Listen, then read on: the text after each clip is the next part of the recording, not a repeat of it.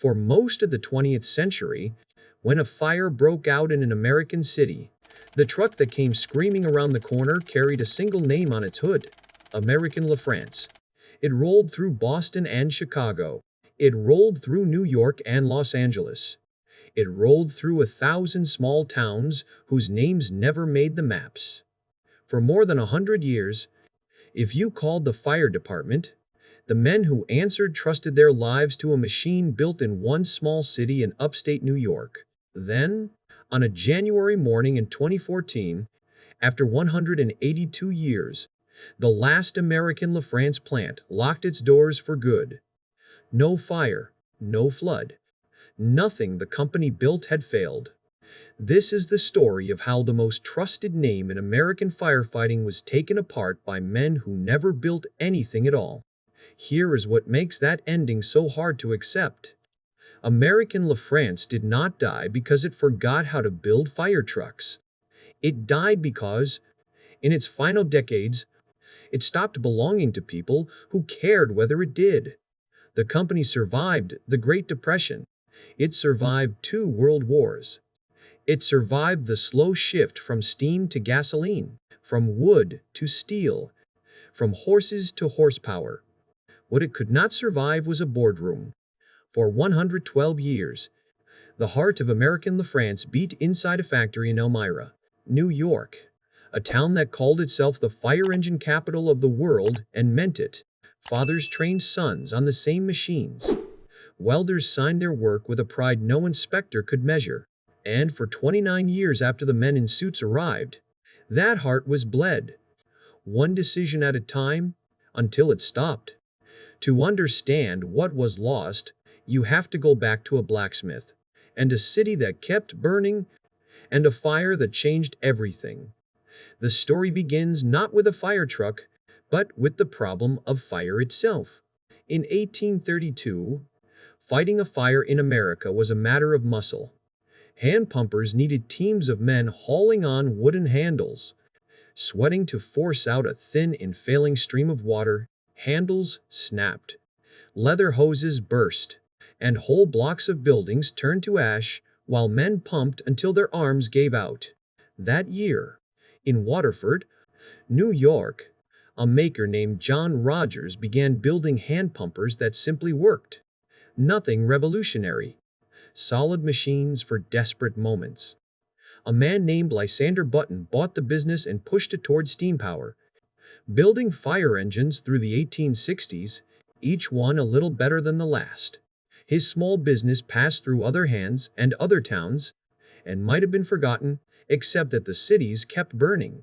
Chicago burned in 1871. Hundreds died. 3 square miles of the city went to cinders. Boston burned the year after. Fire departments bought the finest equipment money could buy, and still stood in the street and watched the flames win. Something better was needed. That something came from a blacksmith. Truxton LaFrance was a Pennsylvania metalworker who had spent years watching firefighters lose, and who believed he could build a steam engine that would not quit. More pressure, more reliability, more years of hard service. In 1873, with a partner named Alexander Diven and a modest 10-acre factory in Elmira, New York, he built his first rotary steam fire engine and let the city test it. The pressure held strong. The engine ran smooth. It did not break down. Elmira placed an order. Other cities took notice. But here is the detail that separated LaFrance from the dozens of rivals who went broke around him. In the lean years, the company did not bet everything on fire engines. It built rail fence machines. It built corn shellers. It built whatever the times would pay for, and used the money to perfect the one thing it cared about most. By 1880, the orders for fire apparatus had grown strong enough that the company could finally do nothing else. It took a new name: LaFrance Fire Engine Company. No more farm machines. Just fire engines. There was one warning. Early, Evie knew that almost no one read as a warning. At the turn of the century, A Chicago financier swept LaFrance and most of its competitors into a single giant trust, a company that on paper controlled nearly all the fire apparatus built in North America. It looked unstoppable. It lasted 3 years. Too many divisions, too many factories, too many men who understood ledgers better than steam. By 1903, it was bankrupt. Out of the wreckage, the survivors kept what worked and threw away what did not, and built a leaner company with a name stitched together from the two best pieces of the failed empire, American LaFrance. In 1906, it moved its headquarters to Elmira, where the workers were. The lessons sat there, quiet and unheeded, for the next 75 years.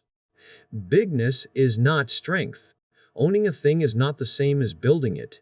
One day, different men in a different boardroom would forget that completely. In 1907, American LaFrance built its first motorized fire engine. No horses, no boiler waiting to build steam. Just an engine that turned over and went. Within a few years, the company led the industry through the change from steam to gasoline, and the trucks that left Elmira grew faster, stronger, and more sure. In 1927, it bought a company whose chemical foam, called foamite, could smother fires that water alone could never touch, the kind that burned in oil and chemicals and refused to drown. The company took the foam into its very name, American LaFrance Foamite. It was not just building trucks anymore.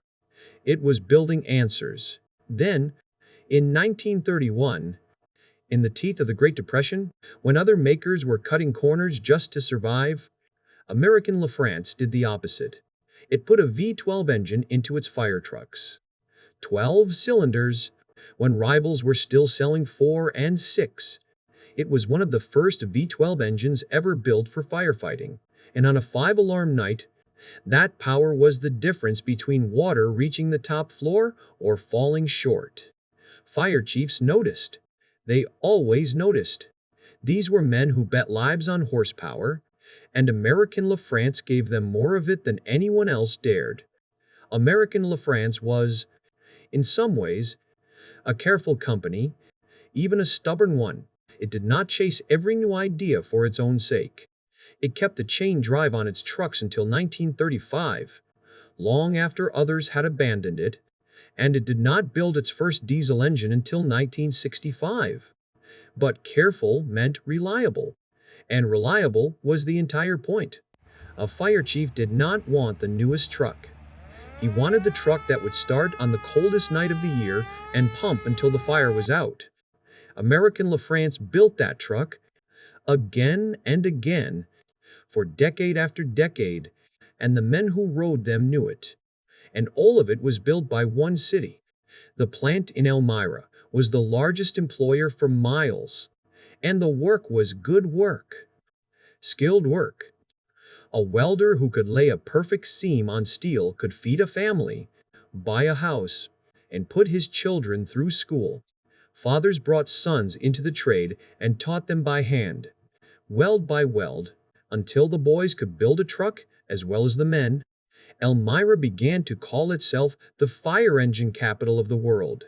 It had earned the title. Across 2 world wars and a depression, the best fire apparatus in America came out of one factory, made by people who knew exactly whose lives depended on it.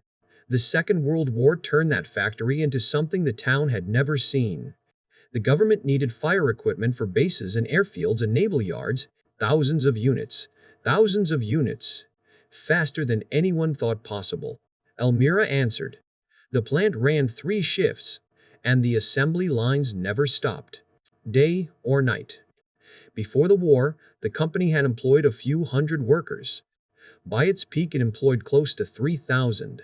Whole neighborhoods of new houses went up near the plant in a matter of months. Diners stayed open around the clock to feed men coming off the 3rd shift at dawn. The foundry ran without rest, pouring engine blocks while the machine shop turned and milled in the building next door. And the men who did the work understood exactly what it meant. A bad weld, A weak pump and a fire on a military base might spread instead of stopping.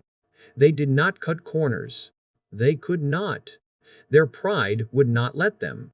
There is a sound the older people of Elmira still describe. The sound of the plant at 3 in the morning during the war. The hiss of the foundry. The ring of steel on steel. The low and endless hum of a city that had decided it would not sleep until the work was done.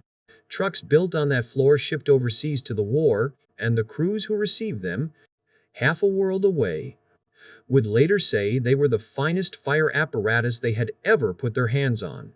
By August of 1945, the war ended as suddenly as it had begun, and the contracts vanished overnight. Thousands of ordered engines were canceled in a stroke. Other makers faced ruin, all that capacity and no one left to buy.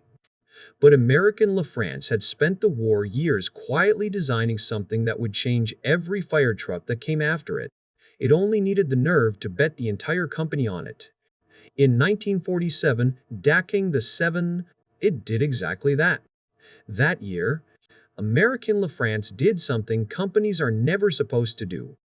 It killed everything it sold, every model, every configuration. A fire chief who called to order the truck he had bought for 20 years was told that truck no longer existed. There was only one product now, the 700 series. Take it, or buy from someone else. It was the largest gamble in the history of American fire trucks, and it rested on a single radical idea. The driver would sit ahead of the engine instead of behind it. Cab forward, they called it.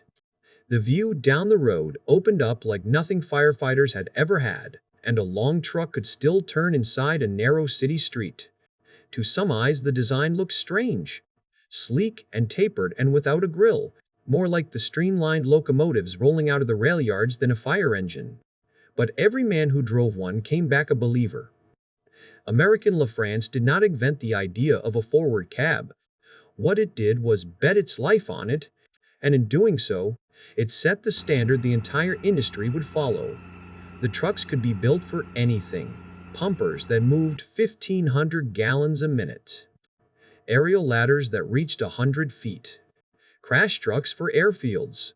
Whatever a department needed, the 700 series could be configured to deliver, and under the hood sat a choice of 4 V12 engines, the largest of them rated at 240 horsepower. The first ones reached fire stations in March of 1947. The skeptics drove them and changed their minds.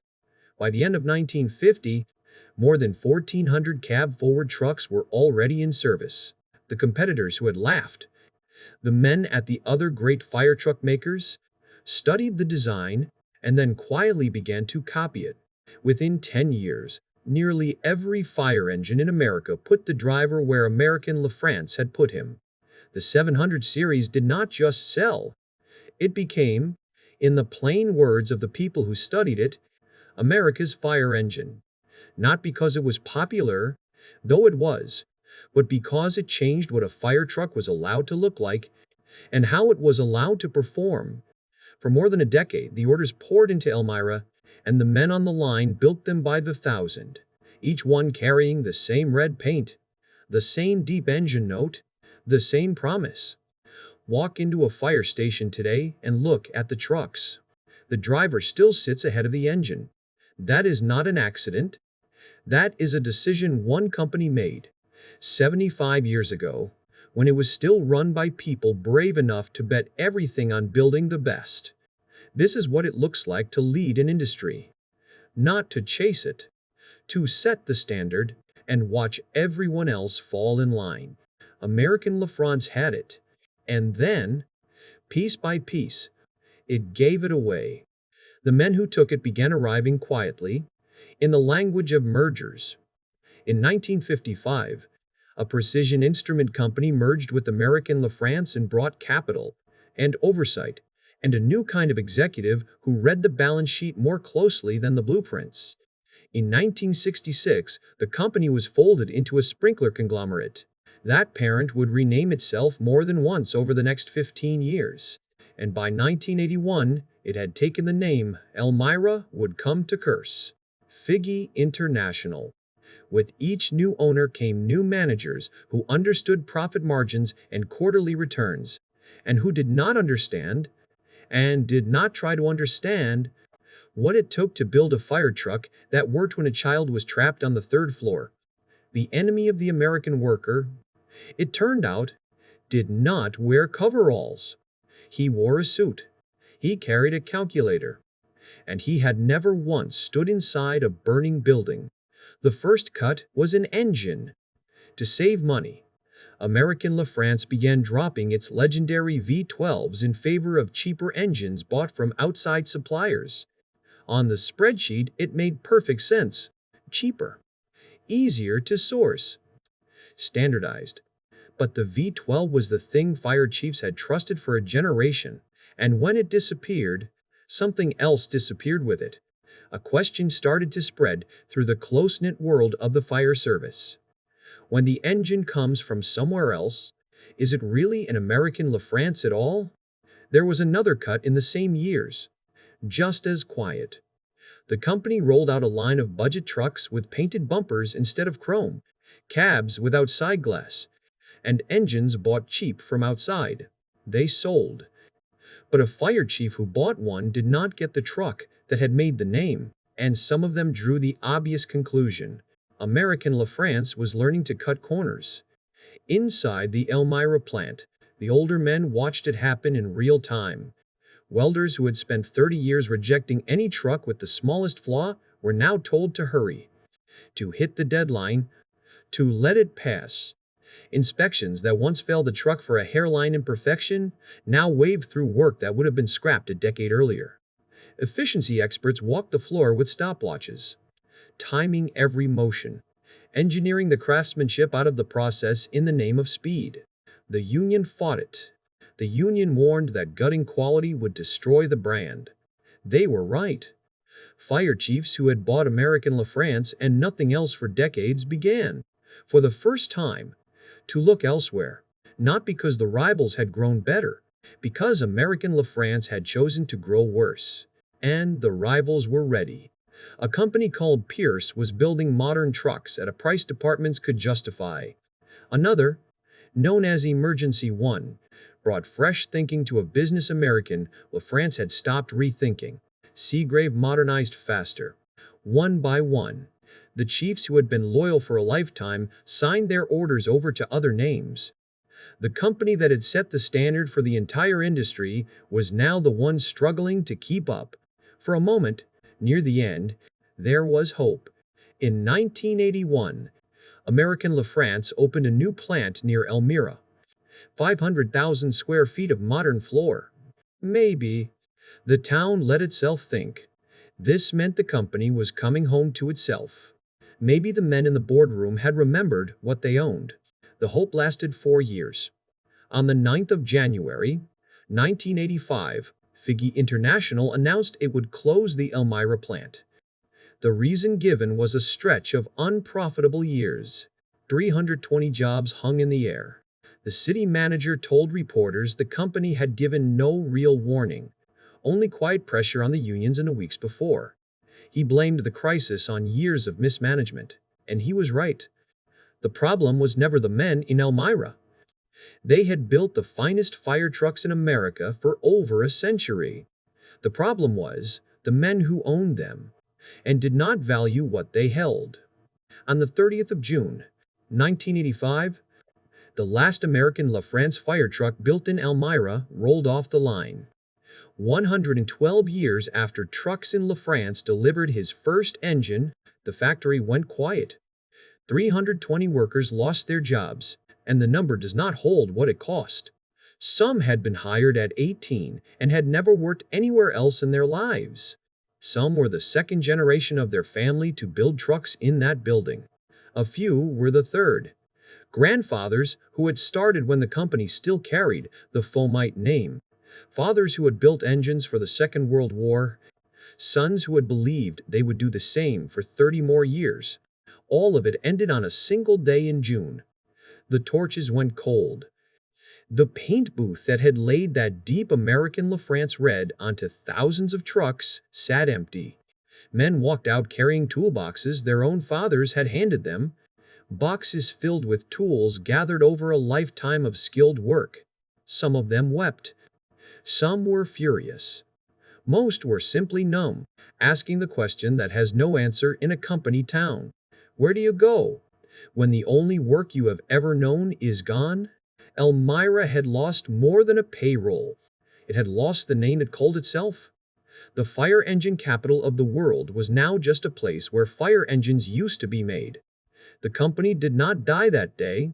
It did something slower, and in its way, sadder.